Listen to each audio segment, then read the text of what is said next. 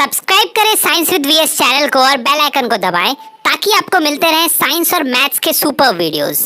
चलिए देखते हैं हमारा क्वेश्चन नंबर 28 क्या कहता है। In the given figure the vertices of A B C triangle एबीसीआर ए का वैल्यू ए का वर्टिसेस दिया है, बी का और सी का आपको वर्टिसेस दिया है। सर ये जो है ये बी है हमारा, ठीक है 13 नहीं है, एंड सी जो है वो 7,2 है। A line segment D is drawn to intersect the sides A B and A C at D and E respectively such that A D upon A B is equal to A E upon A C is equal to 1/3। Calculate the area of triangle A D E and compare it with the area of. देखिए sir basically आपको बोला क्या है ना, इस बड़े वाले triangle का एरिया निकाल लीजिए, इस छोटे वाले ट्राइंगल का एरिया निकाल लीजिए, दोनों को कंपेयर कर दीजिए, दोनों को ऊपर नीचे रख दीजिए, मतलब छोटे वाले को ऊपर और इसको नीचे रख दीजिए। वही बोला है ना। हाँ देखिए क्या बोला है कि सच डैट इतना calculate the area of A D. हाँ ए डी ई को निकाल के उसको एबीसी के एरिया से, ट्राइंगल एबीसी के एरिया से कंपेयर करना, यानी कि हमारा ए डी ई ऊपर रहेगा, एबीसी नीचे रहेगा, दोनों का एरिया।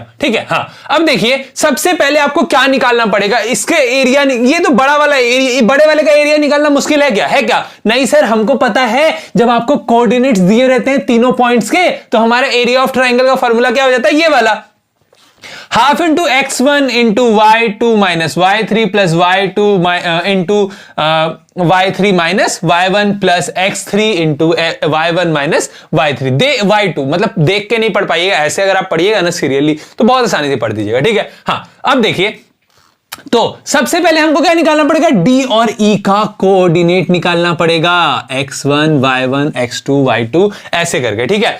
तो उसका कोऑर्डिनेट निकालने के लिए पहले क्या करना पड़ेगा, m और n का वैल्यू निकालना पड़ेगा। m और n का वैल्यू कहां से आएगा सर, इस गिवन कंडीशन से आएगा। इस गिवन कंडीशन को हम लोगों ने यहां लिखा।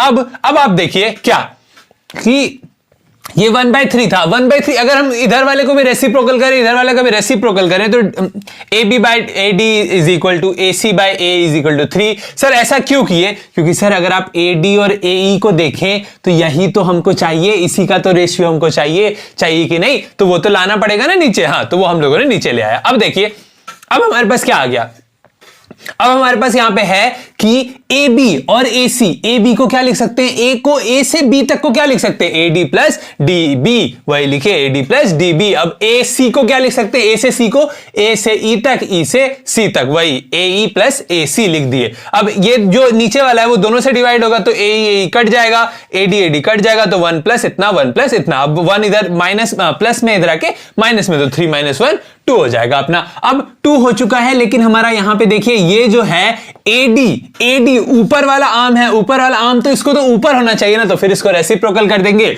और इसका जो आर्म है वो ऊपर चला जाएगा। अब आर्म हमारा ऊपर हो चुका है, जो आर्म मतलब साइड सर, आर्म मतलब आर्म नहीं, मैंगो नहीं और ना ही हाथ। ठीक है, साइड की बात कर रहे हैं। अब AD by DB is equal to AE by EC is equal to half, यानी कि m/n का वैल्यू 1/2 आ चुका है हमारा। ठीक है। So the coordinates of D and E are क्या हो जाएगा, वही वाला फॉर्मूला रख देंगे हमारा, m इंटू x2 कॉमा क्या होता है हमारा n into x1 by m plus n। उसमें हम लोगों ने वैल्यू रखा, x और y का वैल्यू निकाला यहां पे, इससे हमारा रेशियो क्या आ गया, कोऑर्डिनेट क्या हो गया, x1 कॉमा y1 क्या आ गया, 3,17/3 आ गया। सेम हम लोगों ने e के कोऑर्डिनेट्स में भी वैसे ही किया, इसका आ गया 5,14/3। अब ये आ चुका है। कोऑर्डिनेट्स से तो हमको मतलब नहीं था, क्यों निकाल लिए, क्योंकि सर कोऑर्डिनेट्स के बिना हमारा इस छोटे वाले ट्रायंगल का एरिया नहीं निकलेगा। अब एरिया का फॉर्मूला सर मैंने अभी आपको बताया, इसको लिखने का तरीका मैंने बहुत बार बताया, फिर से एक बार बता दे रहा हूं। देखिए सर ये जो होता है ना, ये 1 2 3 के उसमें चलता है, सीरीज में चलता है। तो 1 यहां x1 है, फिर x2 है, x3 पहले आपको लिख देना है। अब 1 के बाद क्या आएगा, 2 आएगा, अंदर y होगा, माइनस में होगा, तो y2 y3, फिर 2 के बाद क्या आएगा, 3 आएगा सर, तो y3, 3 के बाद 4 तो आएगा नहीं, क्योंकि 3 तक ही हमारे कोऑर्डिनेट्स, तो y1 आ जाएगा। वैसे इसमें भी x3 था तो y1 फिर y2, फिर आगे और होता तो फिर बढ़ता है ना, मतलब समझ रहे हैं आप लोग। अब उसकी वैल्यूज हम लोगों ने रखी, वैल्यू रखने के बाद हमारे पास आया 5/6 स्क्वायर यूनिट्स। ये क्या किस में आते हैं सर, स्क्वायर यूनिट्स में इसकी वैल्यू आती है। सिमिलरली एबीसी, ये छोटे वाले ट्रायंगल का था, एबीसी का तो आपको पहले से कोऑर्डिनेट गिवन है सर, 4,6 1,5 एंड 7,2, ये एबीसी का रिस्पेक्टिवली है। तो हम लोगों ने फिर से रखा और इसका वैल्यू हमारे पास क्या आ गया, इसका वैल्यू आ गया हमारे पास, अच्छा यहां पे तो मैंने शायद गलती कर दी है कुछ, यहां पे हमारा वैल्यू आएगा 15/2 है ना,